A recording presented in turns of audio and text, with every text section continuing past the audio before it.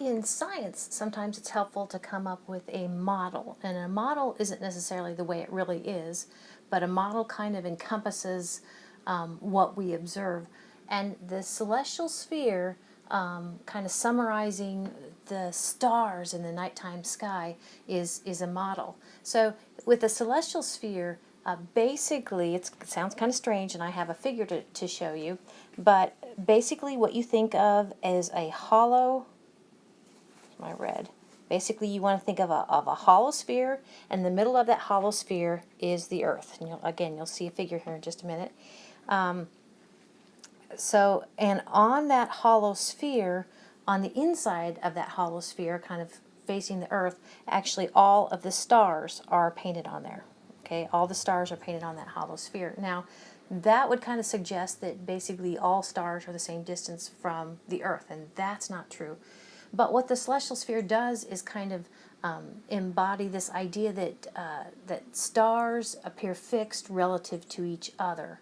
And the reason they can appear fixed relative to each other, even though the Earth is moving, there's no parallax, because the stars are so far away. When the Earth relocates itself as it orbits the Sun 6 months apart, we should see in some close stars, we do see a little bit of parallax.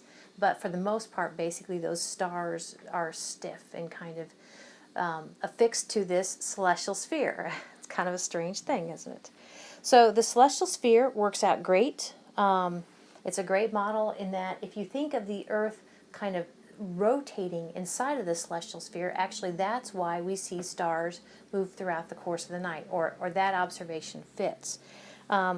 The celestial sphere actually has a celestial North Pole associated with where Polaris is. So basically, if you take the Earth's north axis of rotation, extend it out to where it intersects the celestial sphere, that's the celestial sphere's North Pole.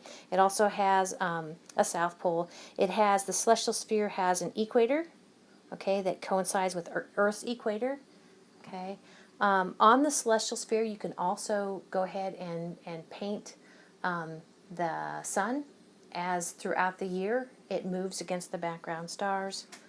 Okay, so celestial sphere is a pretty good model. So this is the celestial sphere I was talking about. You can see this is the hollow sphere, and in the middle of the sphere is the Earth spinning on its axis of rotation. You take the Earth's axis of rotations and go as they intersect the celestial sphere, and you have your north celestial pole and your south celestial pole, and these little white dots are stars. Okay, so it's not the way it really is, but it helps to explain, or it's one way of anticipating or watching the motion of the stars anyway. And actually the stars and the sun against the background stars. So this is the celestial sphere also. Notice this is broken up into constellations. So you can see the constellation Pegasus, kind of see the boundary for the constellation Pegasus, etc. One of the things you also see is the location of the sun. These are the sun, where the sun is going to be that time of year. Here in this unit, we're going to talk about how the sun appears to pass through different background stars throughout the course of the year as the Earth orbits the sun. And it tends to the constellations that the sun appears to go through on the celestial sphere, or forget the celestial sphere, the constellations the sun appears to go through, just from our sky's perspective, actually line up with the constellations of the zodiac. The other thing, or another thing being kind of shown here, is an example of if you take these stars in, I'm not sure if they're supposed to be stars in Perseus, it kind of looks like the constellation Perseus. Notice that they are really different distances apart. So don't take this model too seriously in that thinking that all stars are really the same distance from the Earth. So again, we looked at this figure earlier, and again, you won't see, or I never see, the Milky Way this pretty, okay? But this is actually the Milky Way going from horizon to horizon.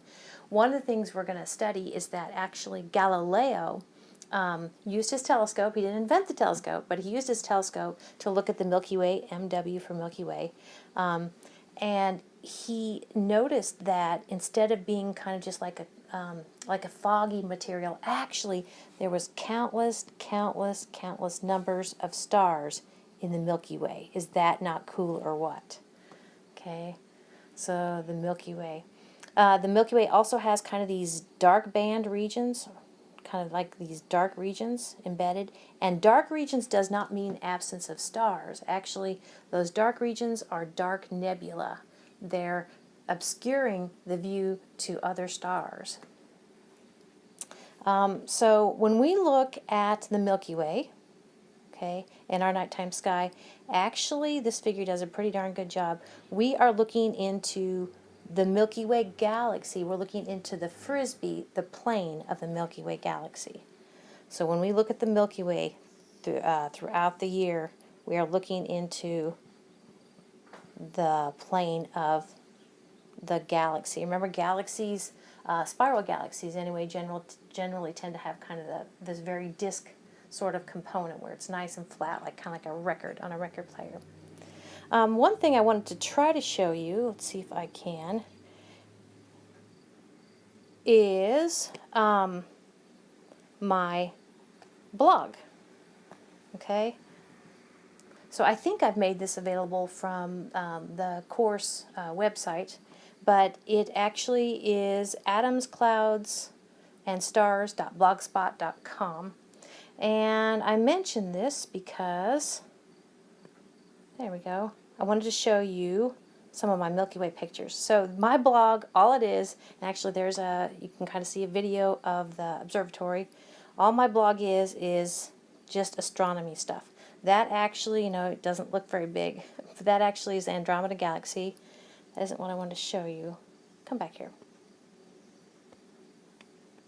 Maybe.